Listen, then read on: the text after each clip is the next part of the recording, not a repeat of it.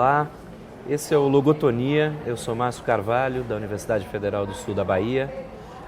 Aqui do meu lado o professor Ricardo Pereira Tassinari, professor livre-docente da Unesp Marília e meu amigo pessoal há quase 20 anos. E nós estamos aproveitando aqui para fazer uma breve entrevista com ele, já que ele veio nos visitar no colóquio O Homem em Seu Entorno, Marx no século XXI. E aí eu vou pedir para o Ricardo fazer um breve histórico da trajetória dele. Da minha formação. Eu comecei fazendo bacharelado em física, né? E talvez valha a pena explicar um pouco o contexto disso. Na verdade, eram os aspectos mais teóricos que me interessavam. Assim, a física tinha uma teoria que explicava a realidade de uma forma até matemática. Então, isso me encantava muito. Então, eu sempre me interessei por esse aspecto da relação teoria e prática e também de conhecer o mundo, né? Teorias que me propiciasse conhecer o mundo. Então, eu fiz física, mas quando eu terminei a física, eu decidi trabalhar temas da teoria do conhecimento, então como se formava o nosso conhecimento da realidade, noções lógicas de número, de tempo, espaço. Então eu fui fazer mestrado na psicologia com a professora Zélia Ramosi Querotino, estudiosa em Piaget. Na minha graduação eu já tive uma boa formação em lógica com a professora Maria Ítala Lofredo do Otaviano, nossa orientadora, querida orientadora. E aí depois eu voltei para fazer o doutorado com a professora Ítala no Centro de Lógica, Epistemologia e Filosofia da Ciência da Unicamp, né?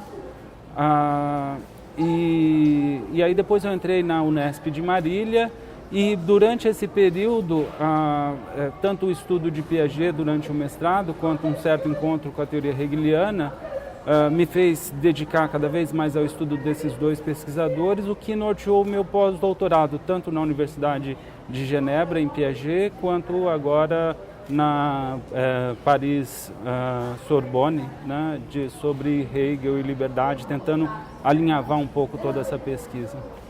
Ok. Bom, você fez uma apresentação, né? Nós estávamos na mesma mesa aqui no colóquio O Homem em Seu Entorno, e a mesa falava sobre capitalismo, complexidade e ambiente. E eu gostei muito da sua apresentação, eu já tinha visto parte dela em outra oportunidade, mas a gente acabou não registrando e eu queria pedir para você falar um pouco sobre aqueles temas que você puxou.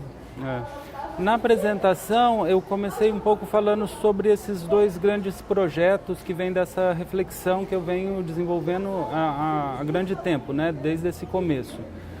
Uma é sobre um modelo que sistematiza alguns resultados da teoria piagetiana, né, da epistemologia genética, e que permite explicar esse surgimento dessa estrutura que é necessária para o conhecimento e, consequentemente, as noções de espaço, tempo, causalidade, número, etc., que é o que eu chamo de modelo do sistema de esquemas de ações e operações sobre símbolos e signos, que tem esse nomão, mas a ideia do nome já é ser um resumo dessas principais estruturas.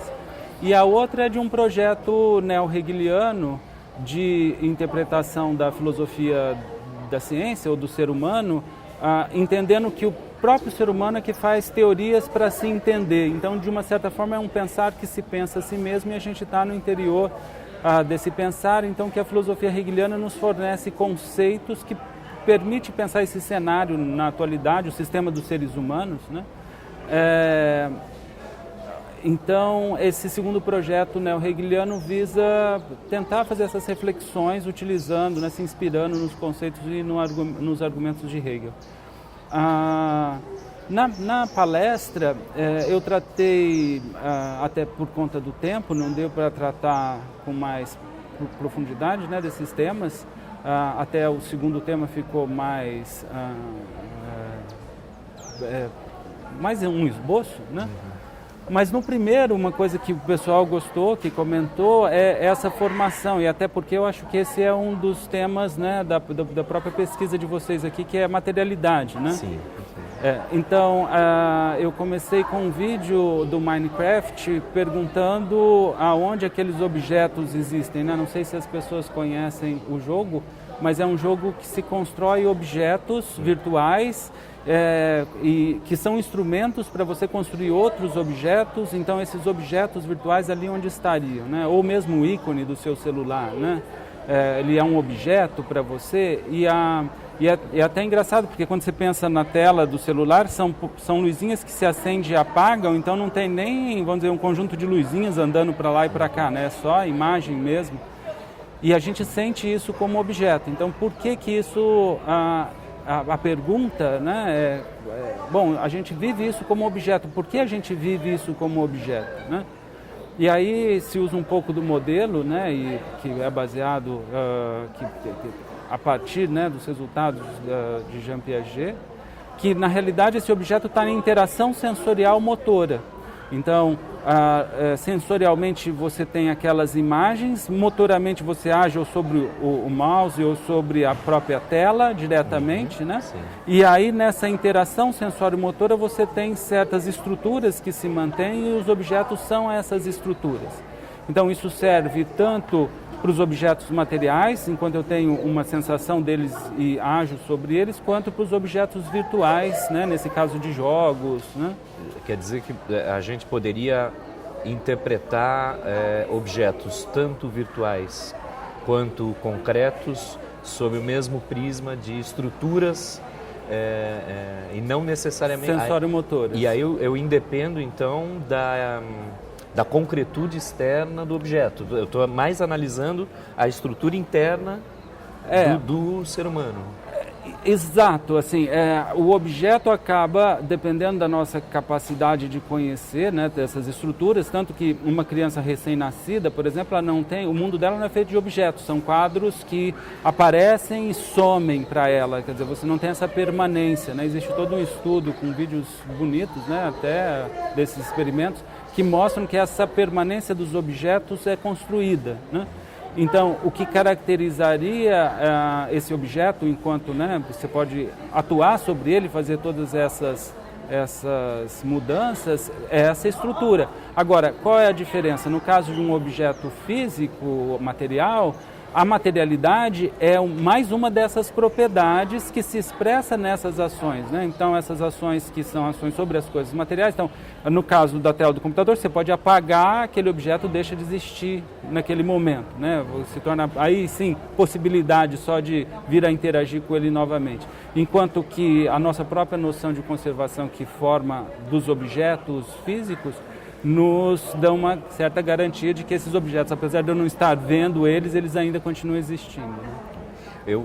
Sempre que a gente conversa sobre esses assuntos, eu me lembro de Funes, o Memorioso, do Borges, porque pelo fato de ele se lembrar de tudo, ele percebia que uma árvore é diferente dela própria no instante seguinte. Então, ele não tem esse esquema. Ele diz, num certo momento, que são objetos diferentes a cada momento. Não é o mesmo objeto. Não é o mesmo cachorro que ele vê passando.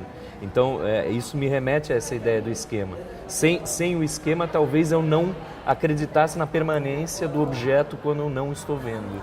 Esse também já é um tema hegeliano, né? Principalmente ali no começo da fenomenologia do espírito, né? Onde Hegel vai discutir sobre a experiência sensível. Ele acaba mostrando que todas essas identidades de singularidade, na verdade, são universais também. Então, por exemplo, quando você fala do aqui e agora, você fala agora. Então tem esse instante. Aí você fala agora de novo.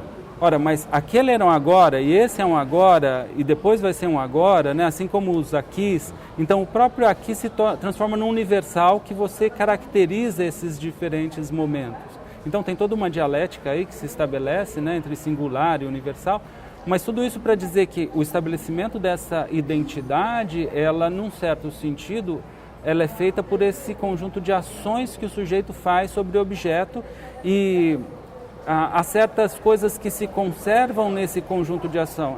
O mesmo se dá para um objeto físico. Enquanto você não bota fogo nele, ele continua existindo, mas se você colocar a ação de botar fogo, aí a coisa se complica, né? Então, essa identidade dele depende do conjunto de ações que você está aplicando. Nesse sentido, é bem pragmático, né? Isso era exatamente o comentário que eu ia fazer. Eu estou achando interessante que a gente acaba acabando encaminhando o pensamento para chegar à conclusão que a ação sobre os objetos, sejam eles de que natureza, é o que traz é o que estrutura a própria realidade para a gente. É o que estrutura a própria realidade. Uma das coisas que eu comentei, né, que às vezes eu comento, é, por exemplo, uma criança recém-nascida que olha uma cadeira, aquilo é uma cadeira para ela? Não, ela não sabe o que é uma cadeira. Ela nunca sentou, ela não sabe o que é sentar. Então, e ela não sabe o que é um objeto físico, porque ela nunca manipulou os objetos físicos, levou ele para lá e para cá. Então, ela precisa andar, desenvolver essas capacidades de movimentar a si própria, os objetos físicos, sentar, para vir a entender a cadeira, como um objeto para sentar e coisas assim, né?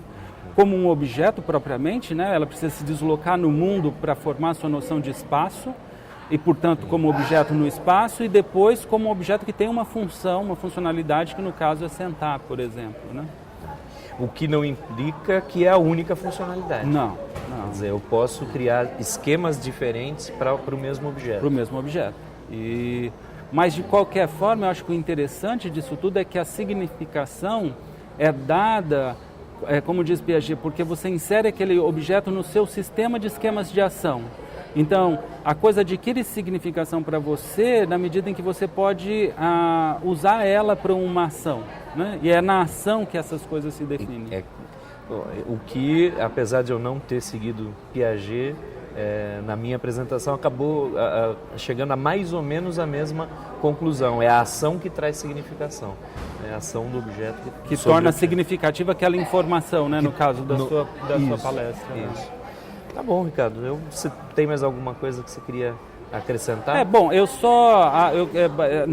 Nessa palestra, eu acho que um outro conceito interessante que é esse do sistema das autoconsciências é que, na medida, isso foi uma coisa que, na verdade, me chocou com Piaget no mestrado e que depois me levou a estudar Hegel, que eu achei que dava um bom fecho para tudo isso, é que, se a gente constrói essas noções de espaço, tempo, causalidade e de permanência dos objetos, dos próprios objetos, todo esse mundo que a gente está enxergando, no final das contas, é uma construção minha. O mundo que eu estou enxergando é uma construção minha, o que você está enxergando é uma construção sua.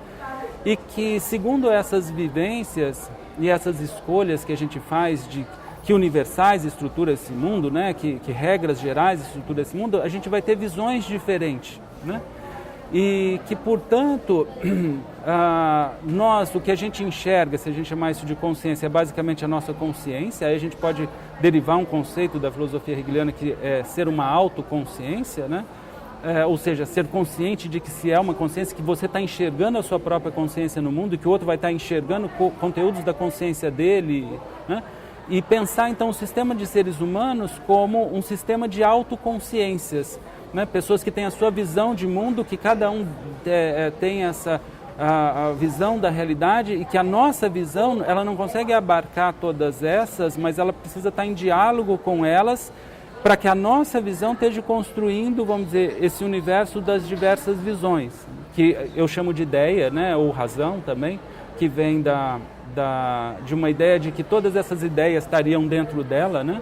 Então, eu acho que esses conceitos são conceitos úteis, o conceito de sistema de autoconsciências e de razão, para explicar esse sistema, né, como a gente diz em teoria de sistema, que são os elementos e as relações Sim. entre eles, né? Então, os elementos, os seres humanos, a relação entre eles, precisa desse universo de ideias que é composto pela filosofia, pelas ciências, para se explicar como esse próprio sistema como um todo funciona. E o sistema admite contradições internas, uma vez que Sim. cada autoconsciência vai ter uma visão de mundo que pode ser... As próprias leis lógicas, e eu tenho uma formação em lógica tanto do doutorado quanto da própria iniciação científica, quanto eu sou um professor de lógica, né? As próprias leis lógicas, elas acabam tendo princípios, enquanto princípios eles são o estruturador da própria forma de pensar. Então, Então hoje a gente sabe na lógica, né, na área da lógica, que você tem várias formas de pensar, porque você pode estruturar o seu pensamento segundo vários princípios, né? As pessoas acabam vendo de uma forma meio religiosa a lógica como se tivesse só uma, mas depois estudando você percebe que não. E é interessante então, porque até mesmo essas diversas lógicas estariam nesse mundo das ideias como diversas esferas possíveis que, vamos dizer, a mente humana pode habitar e viver, né? Então essa é uma ideia que eu acho interessante para nós hoje em dia, que também eu falei um pouco e que eu queria trazer para cá. Muito obrigado. Bom, eu acho que é isso. Encerrando por aqui e agradeço Eu é que a agradeço. disponibilidade. Muito obrigado. Valeu.